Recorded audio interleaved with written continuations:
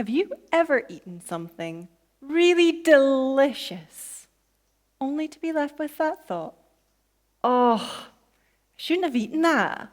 Or had to be disciplined, resist temptation, and say no because you're trying to be good? Or maybe you started a new diet and you binged all the chocolate crisps and ice cream with great intentions, and then it only lasted a few days. No, I haven't hidden a secret camera in your kitchen. We've all done this, haven't we? Have you ever stopped to question why? Why do we think and behave that way? Does it actually work for long-term sustainable weight loss? And most importantly, is it healthy? Now, just to clear the air, I am not here to lecture you about eating less, moving more, and I'm not going to tell you to give up butt trees. I'm here to create a paradigm shift, to spill the beans on why, despite your best efforts, only 20% of people who lose weight are able to keep it off for good. My epiphany came in 2013.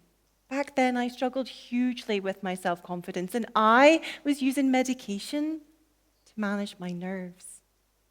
After months of deliberation, I thought, I'm going to hire a personal trainer because that's going to make me feel better about myself. He had me lifting weights, gave me a really strict diet protocol, and I was a junior doctor back then. Didn't always get a chance to eat, drink, or to even go for a pee. I didn't always finish on time and was constantly exhausted. But yet, I put immense pressure on myself to tick off each and every workout and to track my calories religiously. For the first time in a long time, I felt proud of myself. Until I didn't. There were times when I find myself finishing sheer bags of minstrels, stand at the kitchen cupboard, all on my own. There were times when the freezer would beep at me to close the door as I was scooping the Ben & Jerry's right from the tub and into my mouth. Delicious. But I had a problem. There were two problems here. First one, have you ever tried to scoop Ben & Jerry's right from the tub? You can't because it's rock solid. And two, I was totally mortified.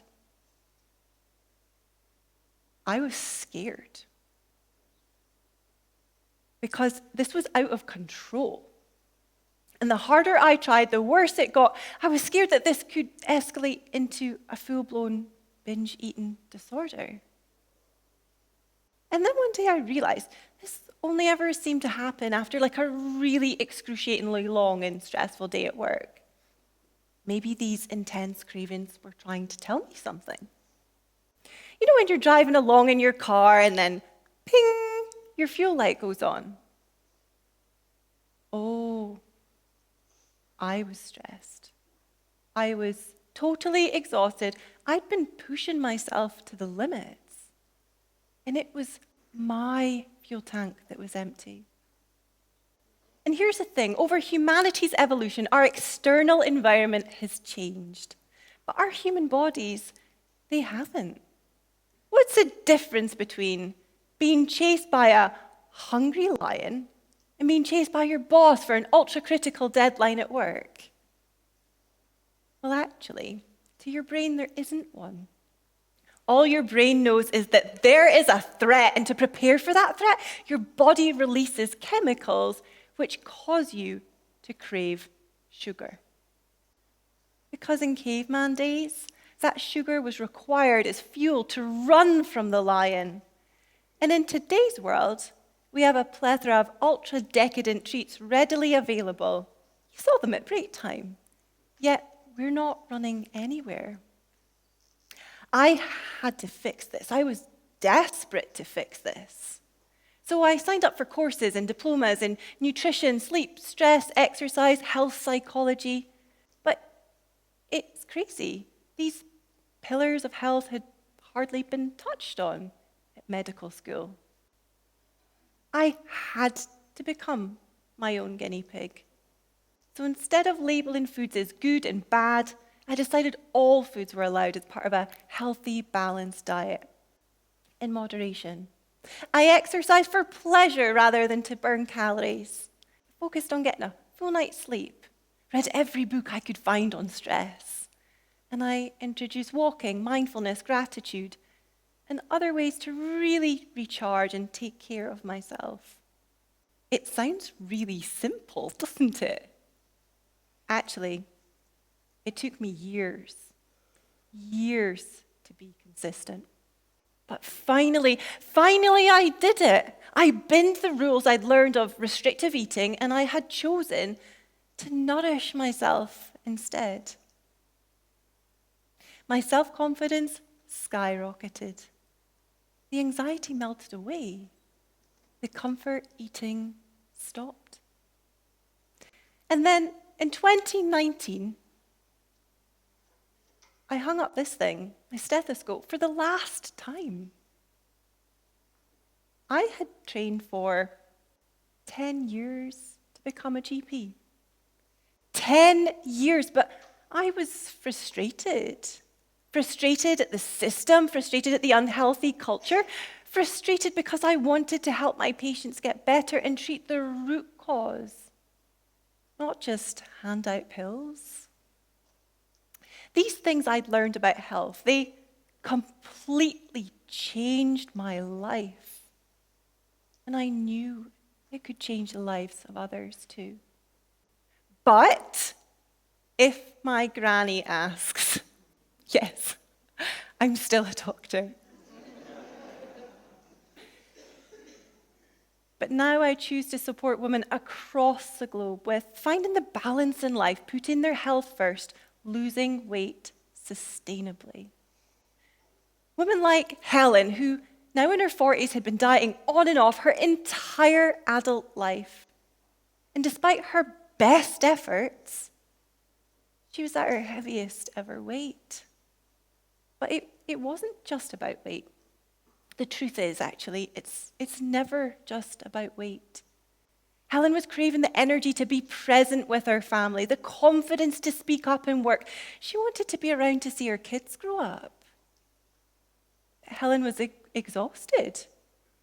She hated looking at herself in the mirror. She didn't want to socialize anymore. But more than that, Helen was terrified of developing diabetes or worse, having a stroke, like her dad, who'd passed aged 52. I just need more willpower, she told me. Some weeks I'm really good, and then come the weekend it all falls apart. If only I could just stick to it. I'm an intelligent woman. I should be able to do this. Ladies and gents, if you've heard yourself say any of those phrases, please know you're not alone. And I told Helen this. I said, Helen, losing weight it's really hard. This isn't an effort problem. I know you think that lack of discipline is the issue, which it makes perfect sense because it's what we've been conditioned to believe.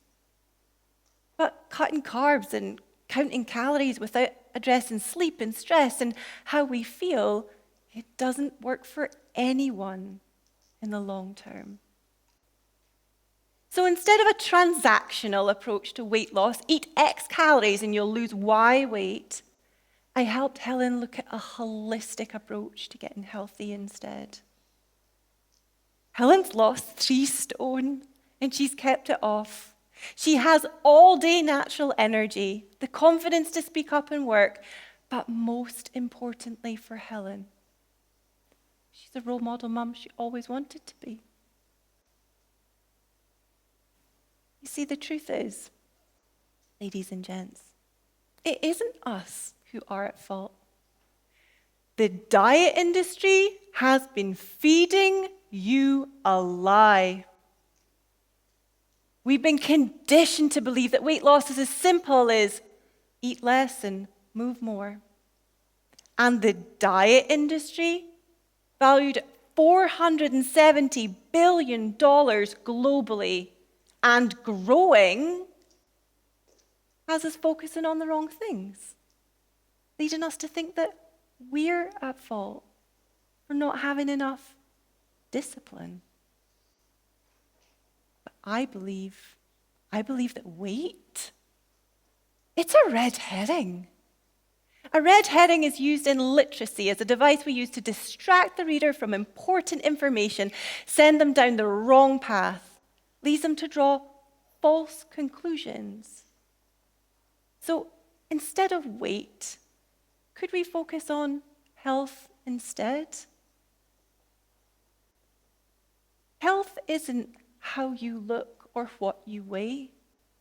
Health isn't meal replacement shakes meticulously counting calories or 5 a.m. workouts 7 days a week. Health is about sustainability, energy, enjoying meals out with friends, enjoying a chocolate bar or a glass of wine. And these things here, these are bathroom scales, not a naughty step. So maybe today you were hoping for an epiphany, a clear plan so you know exactly what you need to do. That's the whole point. These plans are unhealthy, they're unsustainable. They don't take into consideration your lifestyle, your stresses, your demands of daily living. They're unrealistic, superficial, idealistic. Nobody can stick to that level of perfectionism in the long run. But there is hope. It doesn't matter how many times you've tried, if it's been years or even if it's been decades, I promise you, there is another way. It's time to create the paradigm shift. Instead of counting calories and tracking your progress with those thingies, I'm inviting you to nourish yourself, to eat mindfully, to look at ways to improve your sleep, to look at ways to address and reduce your stress. But I get it. Letting go of the rules that we've believed for all these years of restrictive eating, it's actually really scary. Or as Helen had so eloquently put it, and I have to tell you this one, she said, asking me to eat intuitively is like asking me to trust a cheating boyfriend. So where can we start? Well, next time you're craving something sweet, ask yourself, could I eat an apple right now? Don't worry, I'm not going to tell you to eat an apple, brush your teeth, have a glass of water, or any of these nonsense strategies that don't work anyway. Let me show you how to get to the root. So if the answer is no, Aileen, that's ridiculous. Of course I don't want an apple. Then what we know is it isn't hunger. It's a craving. And cravings happen because we're seeking comfort. How else could you meet that need for comfort? Do you need to sit for 5 minutes with a hot drink? Maybe you need a hug. Maybe you need to phone your best friend. There's nothing wrong with you. You don't need another diet, a magic pill, and you definitely don't need more discipline. Instead, I'm inviting you to nourish yourself, to fill up your fuel tank, and to put your health first. Thank you.